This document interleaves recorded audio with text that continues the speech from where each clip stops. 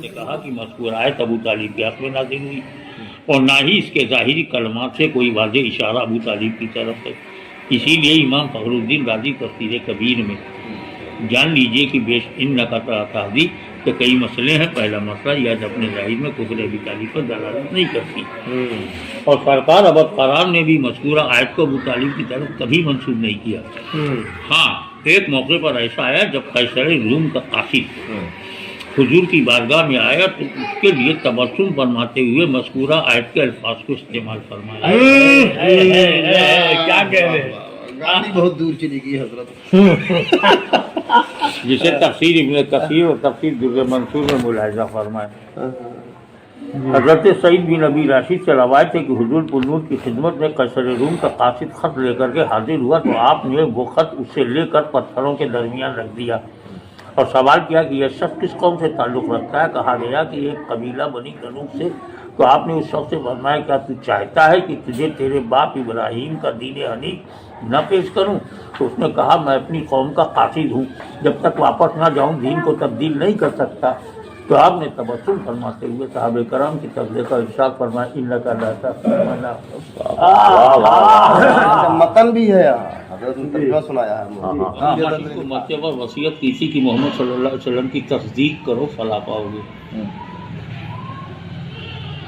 نعت شریف میں قصائد ان کے منقول، اس میں براہ فراست وہ امور ذکر کیے کہ اس وقت تک واقع نہ ہوئے تھے اور بعد بے شریک ان کا ظہور ہوا۔ یہ سب احوال مطالعہ احادیث و مراجعت کتب سیر سے ظاہر ہے۔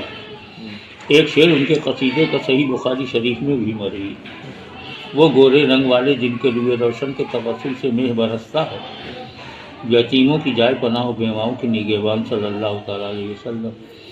محمد بن اسحاق تابعی صاحب سیر و مغازی نے یہ قصیدہ بے تمام نقل کیا، جس میں 110 بیتیں مدح دلیل و نعت معنی پر مشتمل ہے۔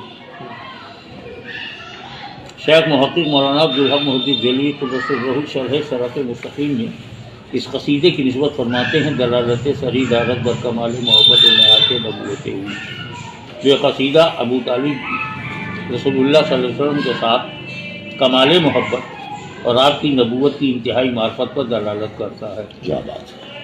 عرض یہ تو ان کا واقعی اللہ ایمان علیہ محبت یہ سب قول ہو واقعی ارشاد نبوی لا یؤمن احدکم حتی اکون، تمہیں کوئی شک اس وقت تک مومن کامل نہیں ہو سکتا جب تک اس کے نزدیک اس کے ماں باپ آل اولاد اور تمام لوگوں سے بڑھ کر محبوب نہ ہو جاؤں، وہ تو آپ قریب ہیں۔ جی جی اور رسول یا اللہ اللہ حضور یہ چند سطور بعد صحیح حدیث میں اس آیت کریمہ کے سبب نزول یوں مذکور کہ جب حضور حضرت سید المرسلین صلی اللہ علیہ وسلم نے ابو طالب سے مرتے وقت کلمہ پڑھنے کو ارشاد فرمایا، صاف انکار کیا اور کہا مجھے قریش عیب لگائیں گے کہ موت کی سختی سے گھبرا کر مسلمان ہو گیا، ورنہ حضور کی خوشی کر دیتا۔ اس پر رب العزت تبارک و تعالیٰ نے یہ آیت اتاری۔ در حقیقت آیت مذکورہ نزلت فی ابی طالب نہیں بلکہ نزلت فی حارث بن عثمان بن نوفل ہے۔ کیا بات ہے! واہ واہ واہ واہ واہ واہ، یہ دعویٰ ہو گیا۔ جی جی نہیں دعویٰ لوگوں کا جواب دعویٰ تو ہے۔ تفسیر شفیع سورہ القصص آیت 56، شیخ الاسلام مفتی سید محمد مدنی سویدی یہ دلیل تحریر فرماتے ہیں بے شک یہ تم ہدایت نہیں کر رہے ہو جس کی چاہا، لیکن ہاں یہ اللہ تعالیٰ راہ دے رہا ہے جسے چاہے۔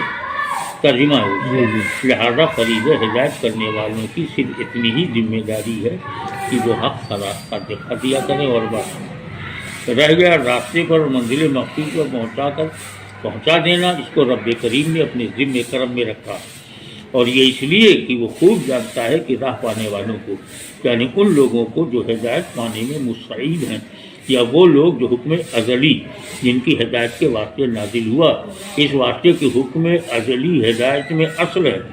کچھ لوگوں کو ہدایت قبول کرنے میں یہ بات مانے تھی کہ کہیں ہمیں اس کے نتیجے پر کفار حرم کی زمین سے باہر نہ کر دیں تو تھوڑے ہونے کے سبب ہم ان سے مقابلہ بھی نہ کر سکیں اور پھر در بدری کی زندگی بسر کریں۔